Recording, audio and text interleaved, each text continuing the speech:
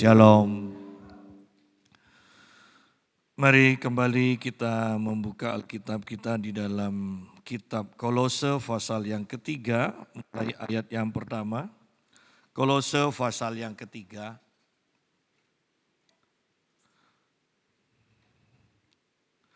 Kitab Kolose pasal 3 mulai ayat yang pertama. Karena itu, kalau kamu dibangkitkan bersama dengan Kristus, carilah perkara yang di atas, di mana Kristus ada, duduk di sebelah kanan Allah. Pikirkanlah perkara yang di atas, bukan yang di bumi. Sebab kamu telah mati dan hidupmu tersembunyi bersama dengan Kristus di dalam Allah. Apabila Kristus yang adalah hidup kita menyatakan diri kelak, kamu pun akan menyatakan diri bersama dengan Dia dalam kemuliaan. Karena itu matikanlah dalam dirimu segala sesuatu yang duniawi, yaitu percabulan, kenajisan hawa nafsu, nafsu jahat, dan juga keserakahan yang sama dengan penyembahan berhala. Semuanya itu mendatangkan murka Allah atas orang-orang haka. Kita berhenti sampai sini dulu. Nah, di sini ayat-ayat yang kita baca adalah fokusnya mengarahkan pikiran kita kepada perkara yang di atas. Bahwa pikiran itu penting. Jadi setiap tindakan orang akan dipengaruhi oleh pikiran, ya. Dan di sini Alkitab mengajarkan kepada kita supaya kita mengarahkan pikiran kita kepada hal yang benar, yaitu perkara yang di atas.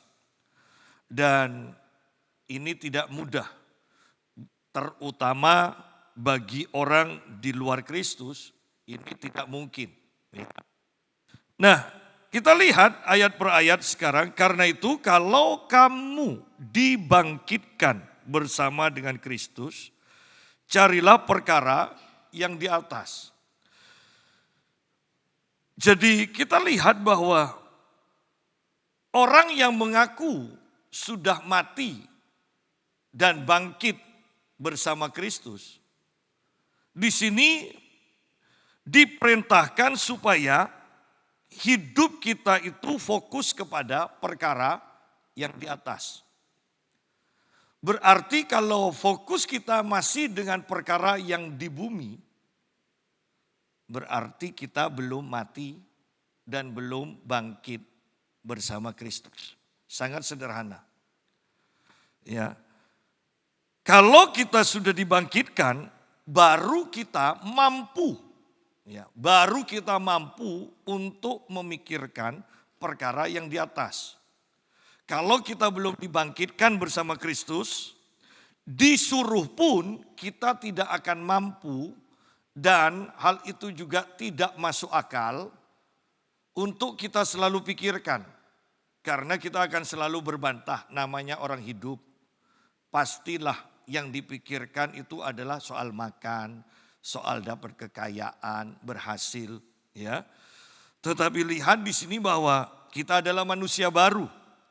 Karena itu kalau kamu dibangkitkan bersama dengan Kristus, carilah perkara yang di atas.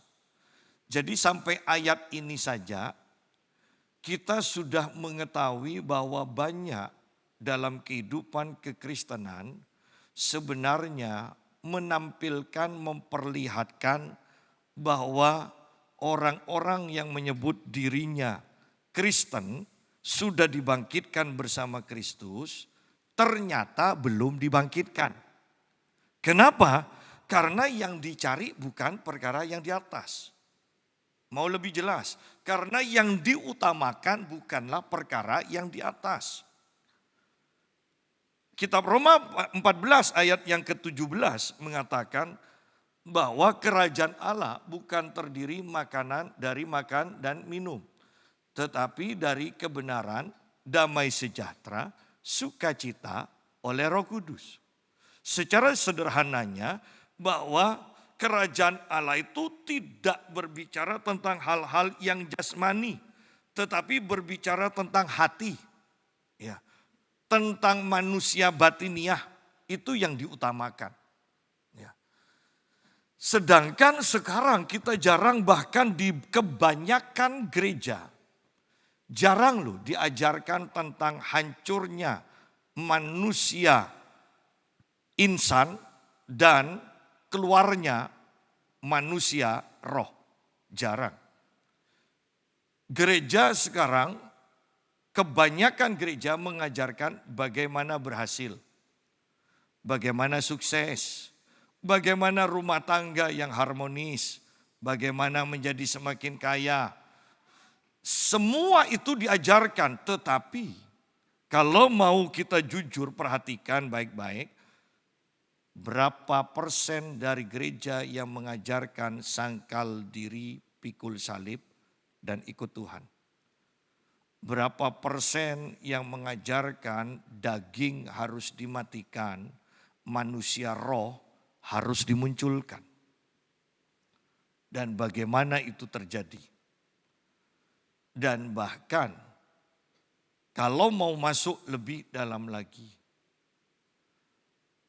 apakah kita sudah menemukan kebanyakan hamba-hamba Tuhan yang hidup sederhana?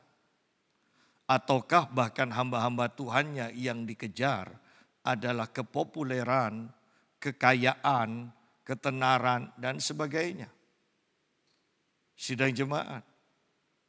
Karena kalau mau jujur, bahwa gereja tidak akan bisa hidup dengan kuasa bersamaan dengan hidup dalam kemewahan. Bahwa zaman gereja di mana mujizat-mujizat itu terjadi besar-besaran, kita lihat gereja mula-mula mereka itu semuanya hidup sederhana. Mereka hidup sekedar cukup kalau secara jasmani, ya. Tetapi berlimpah-limpah secara roh. Itu gereja mula-mula. Kalau kita lihat tahun 1800-1900-an, di mana gereja itu mengadakan banyak mujizat, gerakan iman juga itu terjadi di sana. Rata-rata hamba-hamba Tuhan yang melayani adalah hidup sederhana. Ya. Jadi bukan bermewah-mewah. Oleh karena itu, saya percaya bahwa Tuhan sedang menata dan akan terus menata kembali gerejanya. Ya. Tuhan akan menata kembali gerejanya. Karena itu kalau kamu dibangkitkan bersama dengan Kristus, carilah perkara yang di atas. Apakah kita sudah dibangkitkan bersama Kristus? Buktinya, apakah kita mencari perkara yang di atas, mengutamakan perkara yang di atas, atau fokus dengan yang ada di bumi ini? Yang ujung-ujungnya toh akan dilenyapkan juga. Ya. Mengapa tidak bergairah ketika kita mau ke gereja? Pemazmur mengatakan, aku bersuka cita ketika diajak oleh orang untuk pergi ke rumah Tuhan. Ya. Ayo coba lihat, berapa banyak yang bersuka cita ketika diajak pergi ke gereja. Besok ya ke gereja ya. Lihat responnya, lihat mukanya bagaimana. Apakah bersuka cita? Ataukah kaget karena lupa besok adalah waktu ibadah? Ya. Ataukah tersinggung? Ataukah marah? Ya. Jadi di sini kita melihat, kalau kamu dibangkitkan bersama dengan Kristus, kalau kamu sudah bangkit, maka kamu akan mencari perkara yang di atas. Kalau kurang jelas, mengutamakan perkara yang di atas. Perkara yang di atas apa? secara mudahnya adalah keadaan batin ini loh. Kebenaran, damai sejahtera, sukacita oleh Roh Kudus. Ya. Di mana Kristus ada, duduk di sebelah kanan Allah. Pikirkanlah, terjemahan lain mengatakan arahkanlah pikiranmu kepada perkara yang di atas, bukan yang di bumi. Ya. Sidang jemaat, bukankah hal ini mudah kalau kita mau berpikir sejenak? Perkara yang di bumi dan perkara yang di atas, yang di surga. Kan mudah kan? Bahwa di bumi yang dicari apa? Makan, minum, pakai, ya, ketenaran, kesuksesan. Di surga apa? Kerukunan, keharmonisan, penyembahan. Ya.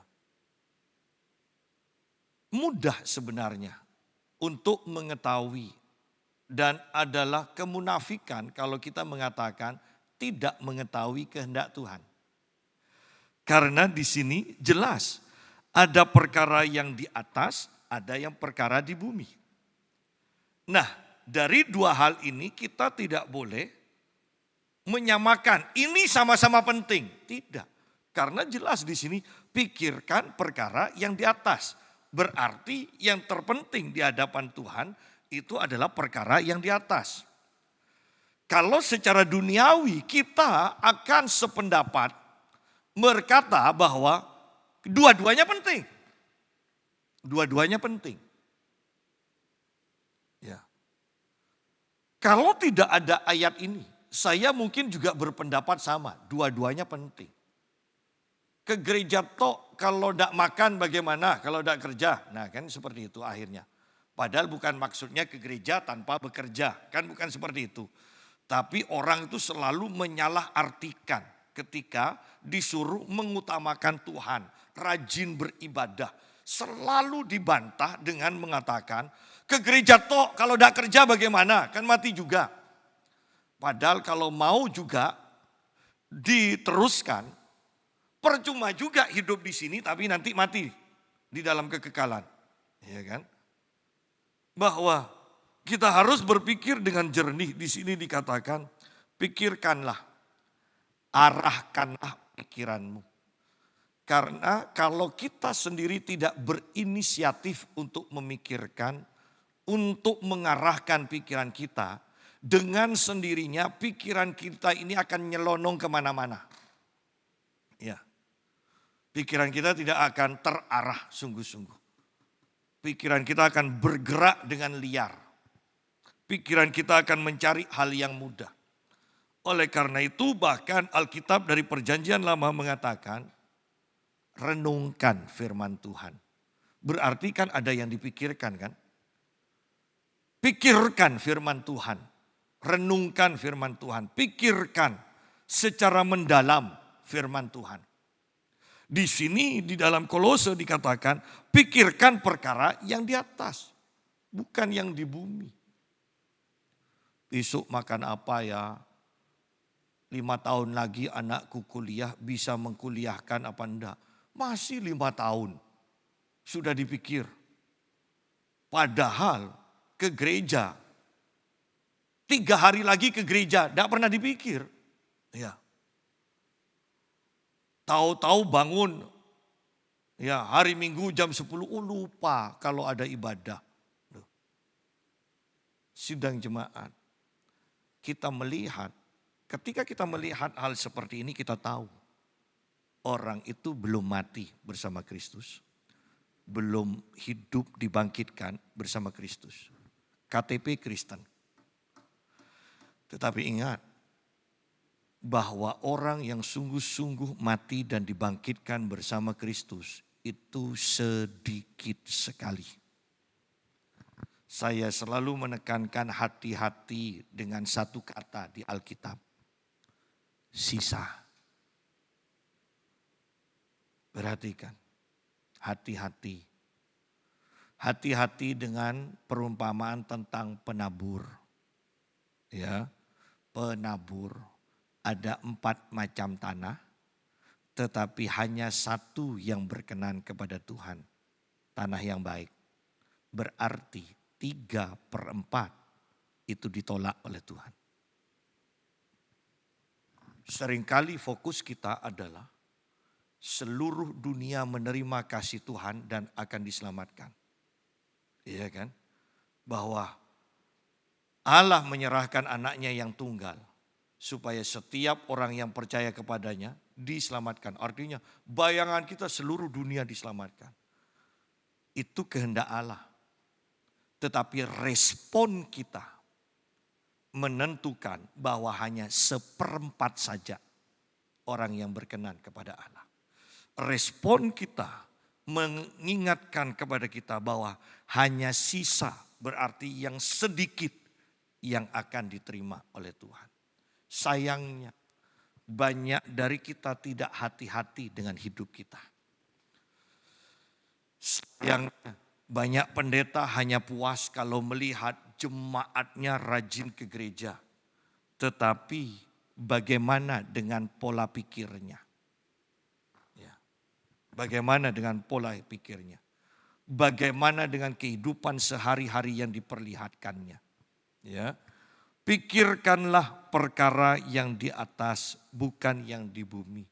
Apakah kita memikirkan kebenaran melebihi apapun juga? Apakah kita memikirkan damai sejahtera? Apakah kita memikirkan sukacita dari Tuhan melebihi apapun juga? Apakah kita memikirkan hal-hal yang rohani lebih daripada hal-hal yang jasmani? Apakah kita mengutamakan hal-hal yang rohani lebih daripada hal-hal yang jasmani? Apakah kita mengutamakan hal-hal yang kekal dibandingkan yang tidak kekal? Ya. Banyak orang terlalu berani mati. Artinya begini, takut dengan menghadapi atau susah dalam kehidupan yang sementara. Terlalu berani untuk menderita di dalam kekekalan. Ya. Terlalu berani untuk menderita di dalam kekekalan. Padahal itu kan sangat menakutkan karena tidak bisa diulang. Ada orang kelihatan pergi ke gereja rajin. Tetapi pertanyaannya seperti yang dulu-dulu sering saya khotbahkan. Apakah mereka pergi ke gereja dengan gairah akan Tuhan? Apakah gairahnya itu masih ada? Ya. Tidak mudah untuk mempertahankan.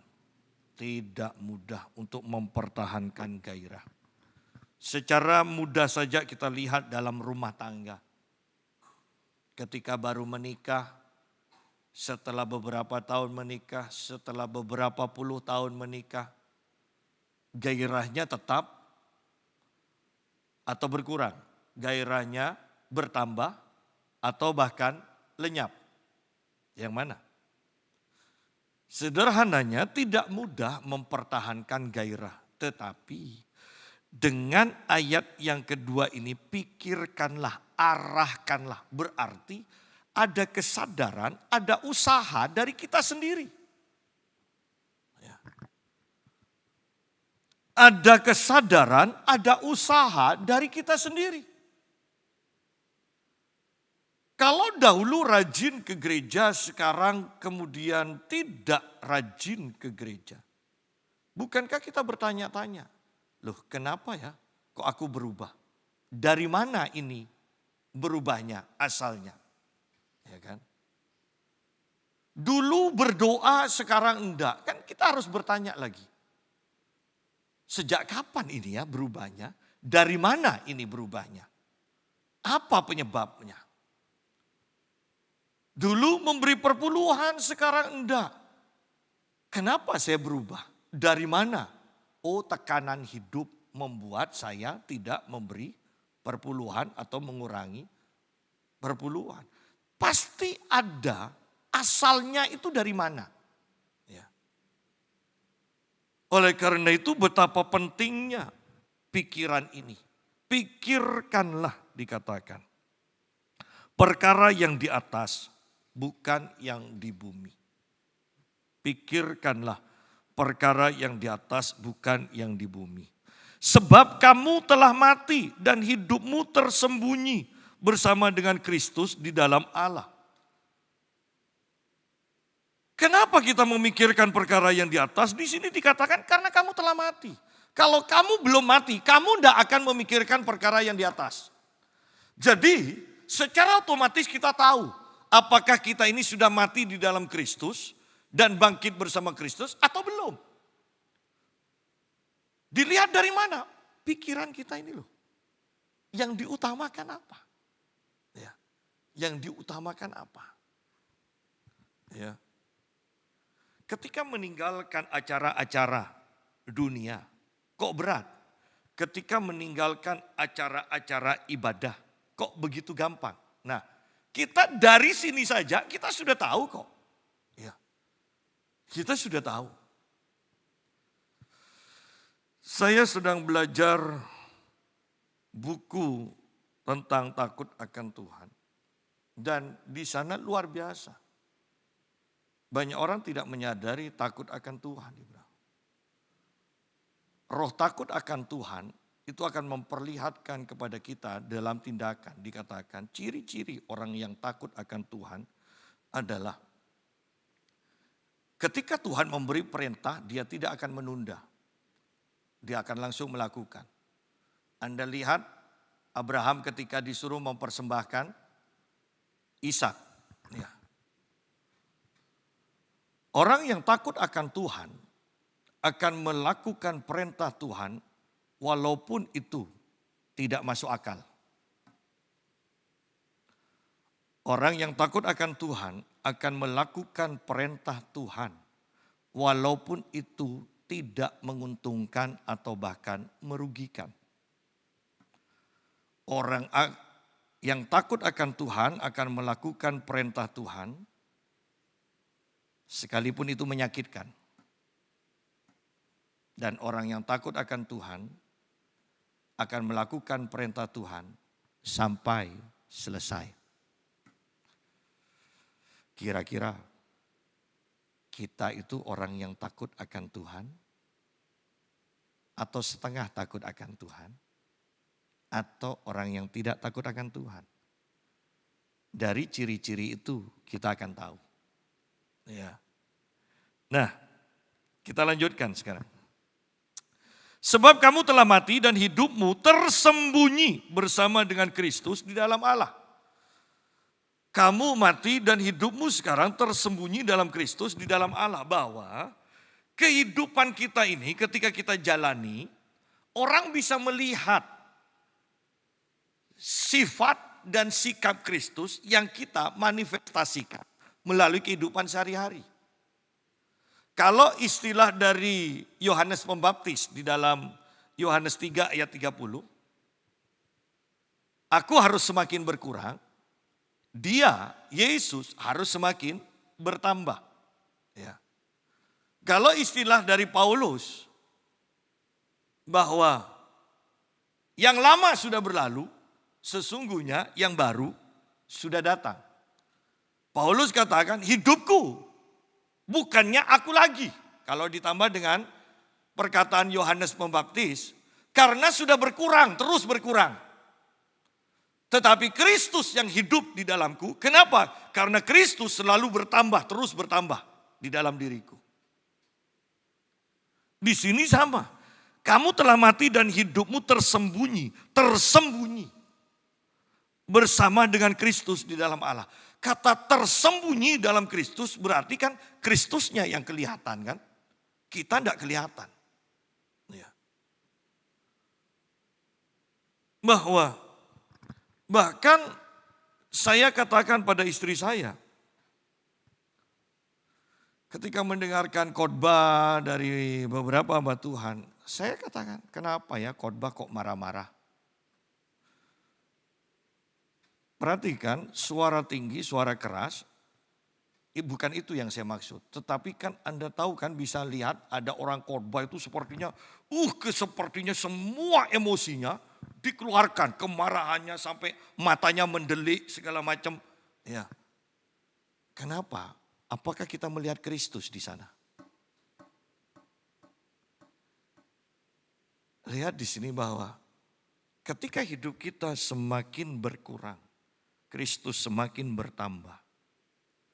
Ada satu ketenangan. Bahkan dalam menegur, dalam menyampaikan firman Tuhan, dalam menyampaikan pendapat, ada satu ketenangan yang akan dipancarkan. Dan itulah gayanya Kristus. Bisa lihat ketika Yesus terombang-ambing di laut, di atas perahu. Bukankah kita melihat ketenangan di sana? Dia tenang. Anda bisa bayangkan Yesus tidak gopoh ketika bangun tidur dan berdiri di perahu itu. Saya membayangkan dia berdiri dengan tenang dan dia perintahkan untuk badai laut perang itu menjadi tenang. Ada ketenangan. Dan seorang hamba Tuhan mengatakan begini. Tanda orang dewasa bukan dia mengadakan mujizat, kesembuhan dan sebagainya. Tetapi ketika menghadapi masalah apapun, dia tenang. Itu tanda orang dewasa rohani. Ya. Ayat yang keempat, apabila Kristus yang adalah hidup kita. Apakah Kristus adalah hidup kita? Ya. Apabila Kristus yang adalah hidup kita menyatakan diri kelak, kamu pun akan menyatakan diri bersama dengan Dia dalam kemuliaan. Bahwa untuk bisa menyatakan diri bersama Kristus dalam kemuliaannya, bukankah dari sekarang daging itu harus mulai dihancurkan. Dan manusia roh, yaitu kemuliaan Kristus di dalam kita, itu harus mulai dimunculkan. Ya. Banyak orang yang mengejar hal-hal yang dari daging. Padahal itu membawa kematian. Yuk kita lihat sebentar di dalam kitab Roma pasal yang ke-8.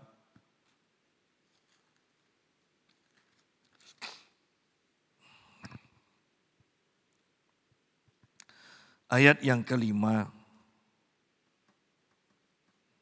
sampai ayat yang ke-8. Sebab mereka yang hidup menurut daging memikirkan hal-hal yang dari daging. Mereka yang hidup menurut roh memikirkan hal-hal yang dari roh. Jadi kita sederhanakan saja, hidup menurut daging itu berarti hidup yang bertentangan dengan kehendak Allah. Sederhananya itu saja, ya. Karena keinginan atau pikiran daging adalah maut. Nah, tetapi keinginan atau pikiran roh adalah hidup dan damai sejahtera. Sebab keinginan atau pikiran daging adalah perseteruan terhadap Allah. Karena ia tidak takluk kepada hukum Allah. Hal ini memang tidak mungkin baginya. Mereka yang hidup dalam daging tidak mungkin berkenan kepada Allah. Tetapi kamu tidak hidup dalam daging, melainkan dalam roh. Jika memang roh Allah diam di dalam kamu. Tetapi jika orang tidak memiliki roh Kristus, ia bukan milik Kristus. Perhatikan, kalau orang tidak memiliki roh Kristus, ia bukan milik Kristus. Secara gampangnya, kalau roh itu merupakan kepribadian. Artinya kan di sini kalau orang itu tidak mirip dengan Kristus, berarti memang bukan milik Kristus. Ya kan? Roh Kristus itu kan kepribadian Kristus. Jelas. Kalau orang itu tidak memiliki kepribadian Kristus, roh Kristus ini, ya memang bukan milik Kristus. Walaupun ke gereja, kalau tidak memiliki kepribadian Kristus, memang bukan milik Kristus. Itu loh. Kan jarang kan, pengajaran seperti ini jarang diajarkan di gereja. Gereja sekarang mengajarkan tentang sukses, berhasil. Ya, itu yang diajarkan. Padahal sebenarnya kita ini ada di dalam gereja untuk dipersiapkan layak di hadapan Tuhan itu loh. Ya. Ingat, pikiran daging itu maut. Pikiran roh hidup. Ya, dan damai sejahtera. Artinya sangat bertentangan sekali. Satu maut, satu kehidupan. Ya. Dikatakan bahwa keinginan daging itu adalah perseteruan, permusuhan terhadap Allah. Jelas. Ya. Padahal kita berpikir ketika kita mengutamakan keinginan daging, seringkali kita itu berpikir, Allah ngerti kok, Tuhan ngerti kelemahan saya. Padahal jelas di sini, ini perseteruan, bukan soal ngerti ndaknya. Ini artinya kita menentang kehendak Allah. Ini artinya kita membuat diri kita menjadi musuh Allah ketika kita tidak mengikuti pikiran roh atau keinginan roh. Ya. Mereka yang hidup dalam daging tidak mungkin, lihat di sini, tidak mungkin berkenan kepada Allah. Sidang jemaat, bukankah berarti banyak dari kita ini itu hidup dalam bahaya besar. Itu diibaratkan seperti Mazmur pasal 73. Di mana kita tanpa sadar sebenarnya berdiri di pinggir jurang yang sangat curam dan di bawahnya itu ada batu-batu tajam. Yang kalau kita tergelincir di atas, jatuh kita pasti mati. Sebenarnya itulah kehidupan banyak orang Kristen sekarang ini. Ya. Saya melihat sebuah YouTube gereja besar, kemudian diwawancarai. Ya, diwawancarai. Ada apa kok dimasukkan itu loh? Dikatakan, sudah foto di mana aja di gereja ini. Loh, wawancaranya seperti itu. Bukan menerima mujizat apa, perubahan apa selama ibadah. Tetapi yang ditanya itu sudah foto di mana aja di gereja ini. Loh ini kan konyol. Anda ngerti maksud saya? Bahwa hal-hal yang rohani tidak nyata sudah. Yang dibahas hanya hal-hal yang jasmani. Loh ada apa? Di berbagai sudut gereja mau foto. Ya.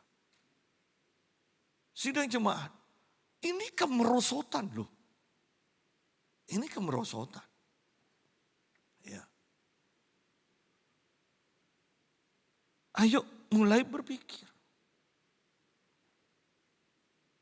Bukankah seharusnya yang dipertanyakan? Kapan terakhir kali Tuhan berbicara kepadamu? Kapan terakhir kali engkau menangisi jiwa-jiwa? Kapan terakhir kali engkau memenangkan jiwa? Kapan terakhir kali engkau ditegur oleh Tuhan dan engkau bertobat? Tetapi jarang itu dibahas. Ya. Istri saya berbicara bahwa dia berbicara dengan seseorang dan memimpin untuk terima Tuhan Yesus. Dan dia katakan, wah senangnya luar biasa. Pertanyaannya, perasaan senang memenangkan jiwa itu. Bukankah itu seharusnya dimiliki, dirasakan oleh semua orang Kristen? Dengan satu syarat, dia harus memenangkan jiwa. Kalau belum, berarti kita belum mengalami segala kepenuhan Kristus dong. Ya. Kembali kepada pembahasan kita sekarang. Banyak hal yang kita harus hati-hati di akhir zaman ini. Apakah kita nanti akan dipandang layak atau tidak? Berkenan atau tidak di hadapan Tuhan? Ya. Kita dipanggil, tidak tahu kapan kita dipanggil. Tugas kita hanya mempersiapkan diri. Saya dengan tetangga depan, saya sebut Cik Enek, orang panggil Farida. Setiap hari, hei. Ya, setiap pagi. Tiba-tiba hanya dengar, ya, meledak gasnya masuk rumah sakit. Tidak apa-apa, saya tanya istri saya. Tidak ada apa-apa istri saya ke rumah sakit. Ngomong-ngomong malah cerita nanti perbannya dibuka. Ya kan? Tahu-tahu mati. Dan mamanya ngomong-ngomong dengan istri saya. Kira-kira Enek itu ada di mana ya sekarang? Dan akhirnya istri saya pimpin mamanya untuk terima Tuhan Yesus, percaya Yesus. Dan ketika setelah berdoa, dia diam. Dan istri saya tanya, Tante, apa yang Tante rasakan? Plong, lega, dia bilang. Tetapi perhatikan pertanyaannya ini. Kira-kira Enek ada di mana?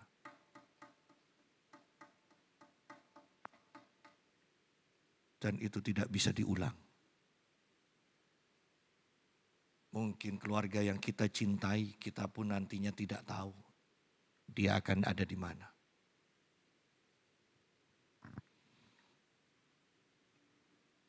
Bahkan dia katakan begini dalam keraguan-raguannya. Tante juga tidak percaya tentang api pencucian. Artinya ingat, tidak ada kesempatan kedua. Tidak ada perbaikan nilai ketika kita sudah mati. Di sini nih loh, persiapkan sungguh-sungguh. Ketika kita masih hidup.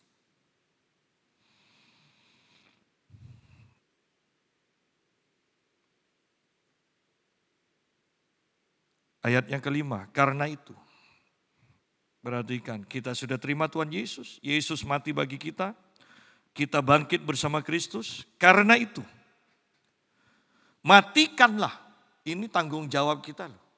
Ini tidak secara otomatis. Matikanlah dalam dirimu segala sesuatu yang duniawi. Yaitu percabulan, kenajisan, hawa nafsu, nafsu jahat, dan juga keserakahan yang sama dengan penyembahan berhala. Semuanya itu mendatangkan murka Allah atas orang-orang durhaka. Jadi orang Kristen yang tetap melakukan percabulan, kenajisan, hawa nafsu, nafsu jahat, serakah, itu disebut orang yang durhaka. Jadi tidak ada alasan loh bahwa kita boleh melakukan, bisa melakukan hal-hal yang duniawi ini dan kita tetap selamat. Di sini dikatakan matikanlah dalam dirimu segala sesuatu yang duniawi. Dan kemudian ada pengajaran bahwa yang penting kan manusia rohnya selamat.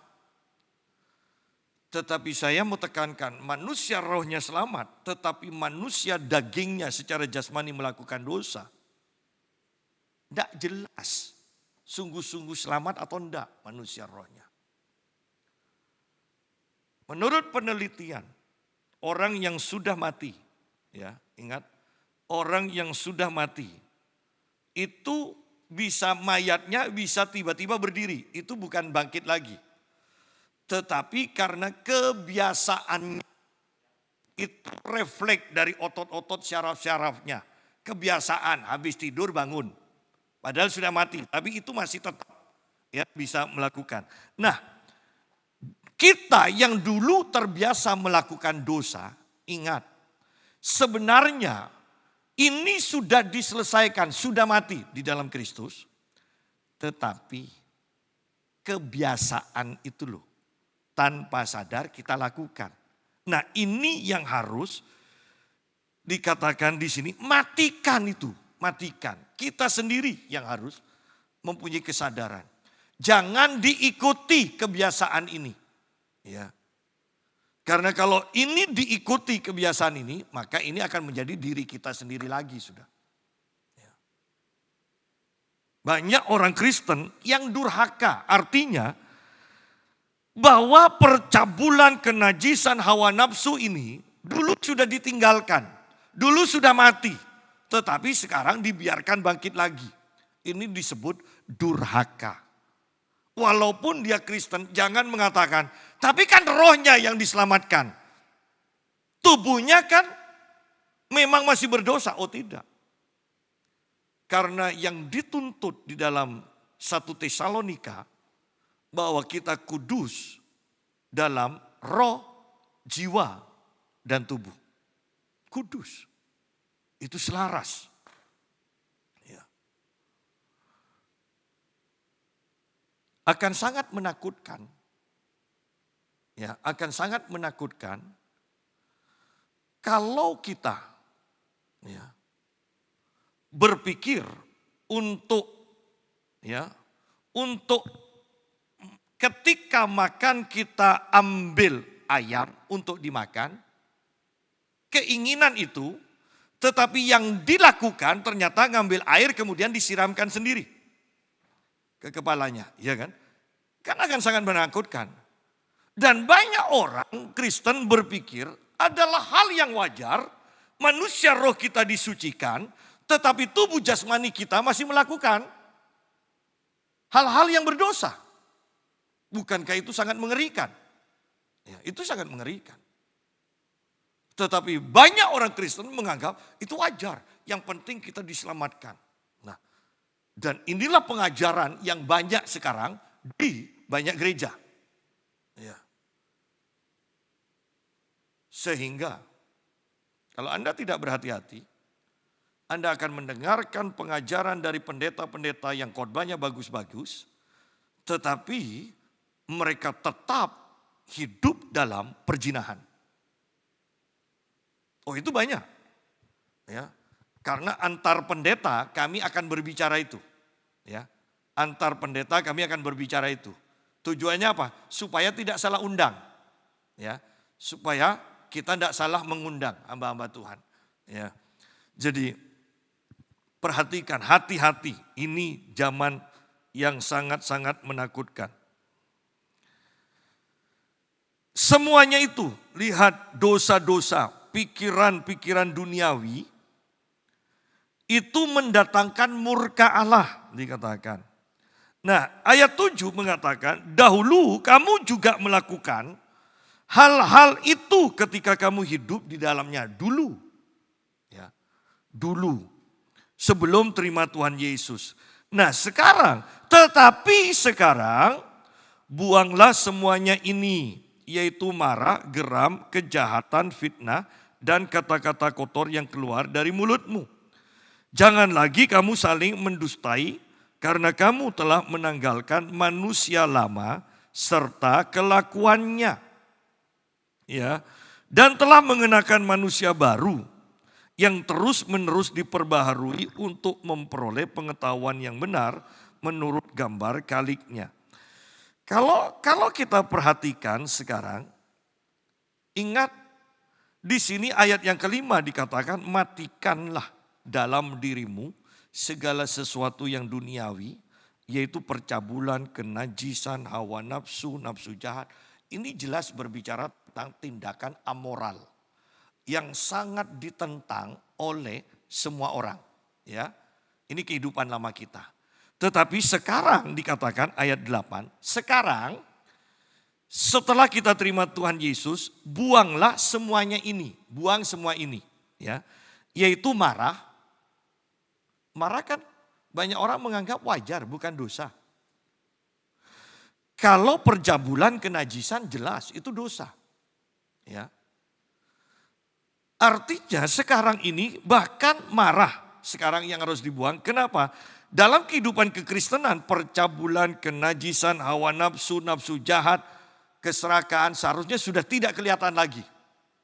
Tetapi seringkali orang Kristen itu masih menganggap hal yang biasa kalau marah, geram, fitnah, kata-kata kotor, ya, artinya ada dosa-dosa yang kita anggap wajar. Gosip segala macam, ya kan? Fitnah, ya. Tetapi di sini dikatakan dalam mengikuti pimpinan roh, dalam memikirkan perkara-perkara yang di atas, bahkan dosa yang terkecil sekalipun tidak ada tempat. Lihat secara jujur kan ayat yang kelima dan ayat yang ke-8 itu kan berbicara tentang ayat 5 dosa yang sudah jelas-jelas dosa amoral itu pasti ditolak. Tetapi ayat 8 kan dosa yang sebagian orang bisa memaklumi. Ya.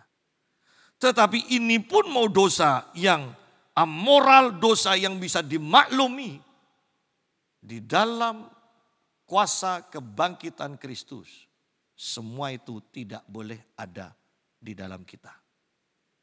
Ya. Jangan lagi kamu saling mendustai karena kamu telah menanggalkan manusia lama serta kelakuannya. Manusia lama serta kelakuannya. Jadi kelakuan itu harus berubah. Ya. Bukti bahwa kita meninggalkan manusia lama, kelakuan kita berubah. Bukti kita adalah manusia baru, maka kita mengenakan kelakuan Kristus itu. Dan telah manusia baru ini luar biasanya. Yang terus menerus diperbaharui untuk memperoleh pengetahuan yang benar menurut gambar kaliknya. Kalau kita manusia baru, maka kita akan terus diperbaharui. Ada terus yang dikoreksi oleh Roh Kudus. Ada. Kalau sampai Roh Kudus berhenti seminggu aja tidak mengkoreksi kita, ada yang salah berarti. Ya. Karena ini jelas di sini mengenakan manusia baru. Manusia baru, kalau kita mengenakan manusia baru, ini akan terus-menerus diperbaharui. Terus-menerus diperbaharui. Untuk memperoleh pengetahuan yang benar menurut gambar kaliknya. Supaya lebih gampang, terus-menerus diperbaharui menjadi serupa dengan Kristus. Itu loh, sederhananya itu. Ya. Dan dikatakan dalam hal ini tiada lagi orang Yunani atau orang Yahudi, orang bersunat atau orang tak bersunat, orang barbar atau orang skit, budak atau orang merdeka, tetapi Kristus adalah semua dan di dalam segala sesuatu.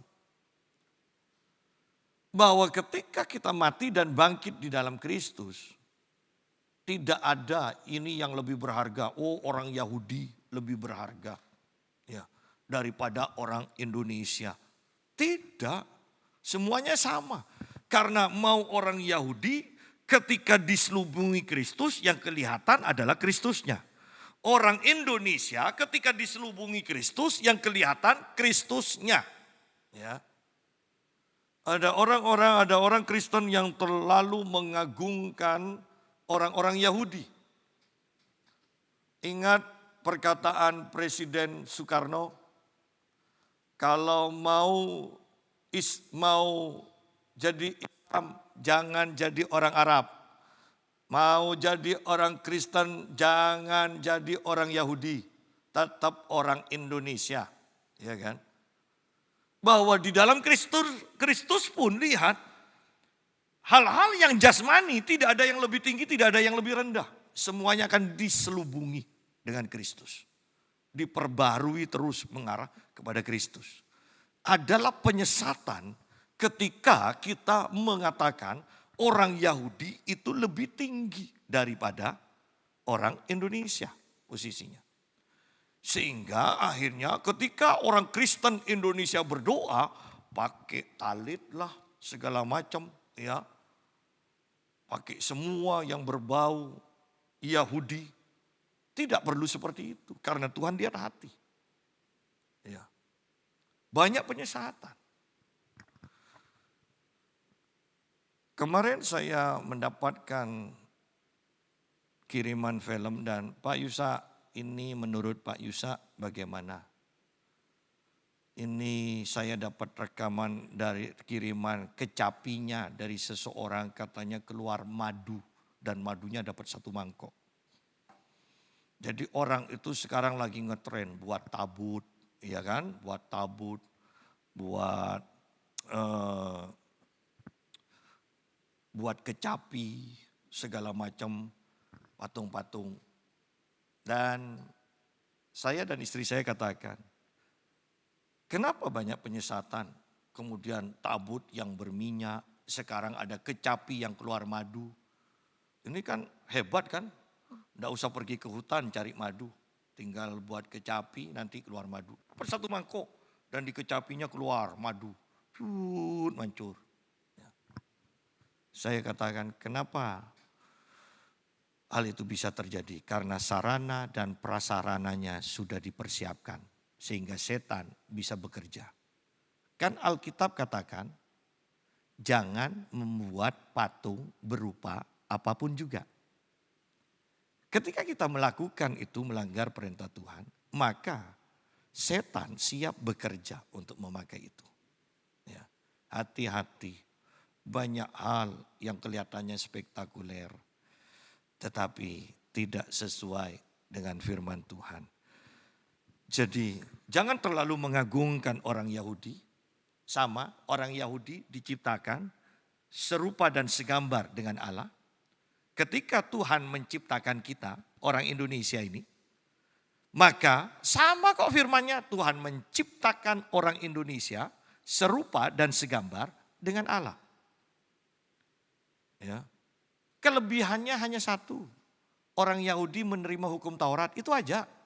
Itu aja. Ya. Paulus katakan hanya itu aja, selebihnya tidak ada. Ya. Jadi jangan minder berhadapan dengan orang Yahudi ya. Jangan minder. Ya. Jadi mari sekarang kita pikirkan kembali. Kita akan menikmati perjamuan kudus.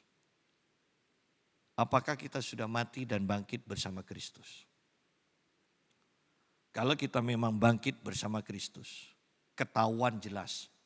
Pikiran kita adalah memikirkan hal-hal yang di atas. Mengutamakan perkara-perkara yang di atas dibandingkan perkara-perkara yang di bawah. Kalau itu tidak terjadi, berarti kita belum dibangkitkan. Tidak masalah, masih ada waktu kan untuk bertobat. Biarlah persekutuan kita dengan tubuh dan darah Yesus melalui perjamuan kudus akan memulihkan hubungan kita kembali. Menselaraskan kita dengan Tuhan kembali.